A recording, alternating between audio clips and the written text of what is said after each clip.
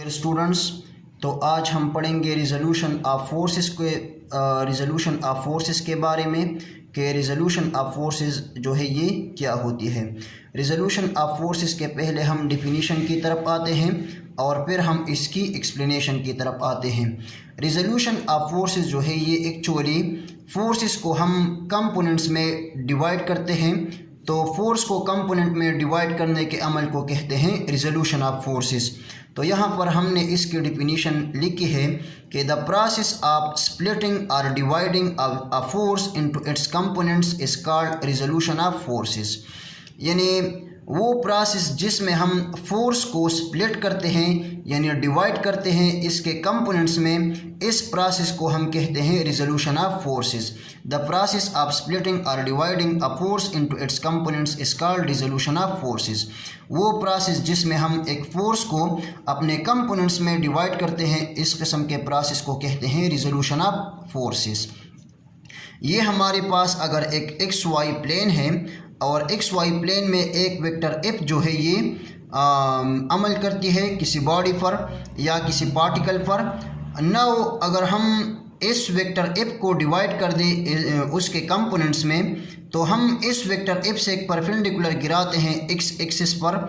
तो परपेंडिकुलर गिराने से हमारे पास वेक्टर एफ के टू कंपोनेंट्स बनते हैं, एक जो है एफ ऑफ एक्स और एक जो है एफ ऑफ वाई। यानी इस फोर्स का वो कंपोनेंट जो एक्स डायरेक्शन में है इसे हम कहते हैं X component of vector F और horizontal component of vector F, यानी X component of vector F को horizontal component of vector F भी कहते हैं। और फोर्स का वो कंपोनेंट जो वाई डायरेक्शन में है इसे Y component of vector F कहते हैं, और यू कैन से दैट इसे vertical component of vector F भी कहते हैं। तो जैसे हमने फोर्स को डिवाइड किया उसके कंपोनेंट्स में, हमारे पास टू कंपोनेंट्स बन गए, एक एफ ऑफ एक्स और एक एफ ऑफ वाई। फोर्स का वो कंपोनेंट जो कि एक्स डायरेक्शन में है उसे एफ ऑफ एक्स या हॉरिजॉन्टल कंपोनेंट कहते हैं, और फोर्स का वो कंपोनेंट जो कि वाई डायरेक्शन में है इसे वर्टिकल कंपोनेंट या Y component of vector F कहते हैं। अब अगर हम इस वेक्टर एफ को मालूम करना चाहें तो हम इसको कैसे मालूम करेंगे।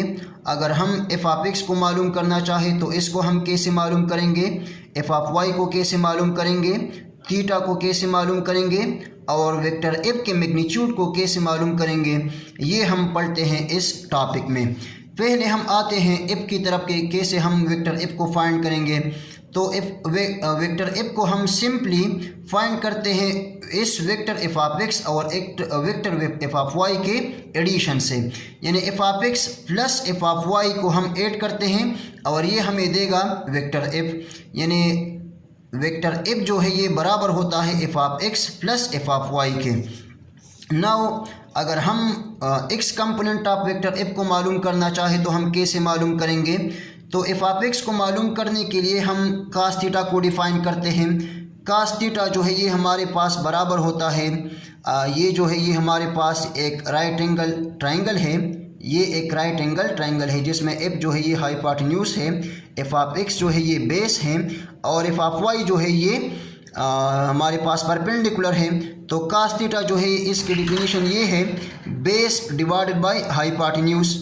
तो बेस जो है ये हमारे पास है F of X divided by hypotenuse, hypotenuse जो है ये हमारे पास बराबर है एफ के। तो base divided by hypotenuse is called cos theta. So cos theta is equal to F of X divided by F. अब अगर हम इस एफ को यहाँ पर कास थीटा से मल्टीप्लाई कर दें तो एफ ऑफ एक्स जो है ये हमारे पास बराबर हो जाएगा एफ कास थीटा के, यानी F of X is equal to F cos theta. यानी अगर हमारे पास थीटा गिवन हो और एफ गिवन हो तो हम एफ ऑफ एक्स को इस फार्मूला की मदद से फाइंड कर सकते हैं कि F of X is equal to F cos theta. अब अगर हम एफ ऑफ वाई को मालूम करना चाहें तो एफ ऑफ वाई को कैसे मालूम करेंगे। एफ ऑफ वाई को मालूम करने के लिए हम साइन थीटा को डिफाइन करते हैं। साइन थीटा जो है ये इसकी डिफिनीशन ये है कि perpendicular divided by hypotenuse, perpendicular divided by hypotenuse is called sin theta. So sin theta जो है ये perpendicular f of y divided by hypotenuse f के बराबर हो जाएगा।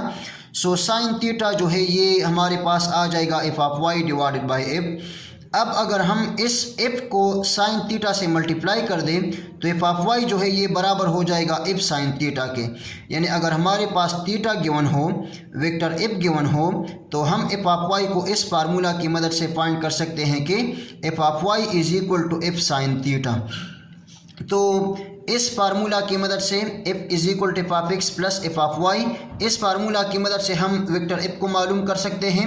एफ ऑफ एक्स को हम मालूम कर सकते हैं F of X is equal to F cos theta से, और एफ ऑफ वाई को हम मालूम कर सकते हैं F of Y is equal to F sine theta से।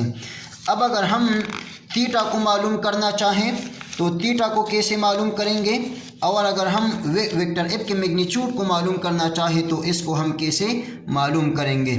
तो टेंजेंट थीटा जो है ये हमारे पास बराबर होता है perpendicular divided by base, perpendicular divided by base.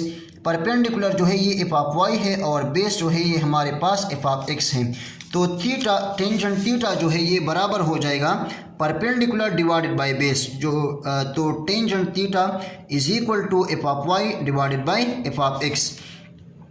Theta जो है ये हमारे पास बराबर हो जाएगा tangent inverse F of Y divided by F of X. यानी थीटा को हम इस फार्मूला की मदद से फाइंड कर सकते हैं कि थीटा जो है ये बराबर होगा tangent inverse F of Y divided by F of X. यानी अगर हमारे पास एफ ऑफ वाई गिवन हो, एफ ऑफ एक्स गिवन हो, तो हम एफ ऑफ वाई को डिवाइड करते हैं एफ ऑफ एक्स पर और उसका हम टेंजेंट इनवर्स लेते हैं, तो ये हमारे पास आ जाएगा थीटा की वैल्यू। तो थीटा को हम इस फार्मूला की मदद से फाइंड कर सकते हैं कि theta is equal to tangent inverse F of Y divided by F of X. अब अगर हम वेक्टर एफ के मैग्नीट्यूड को मालूम करना चाहें तो कैसे मालूम करेंगे।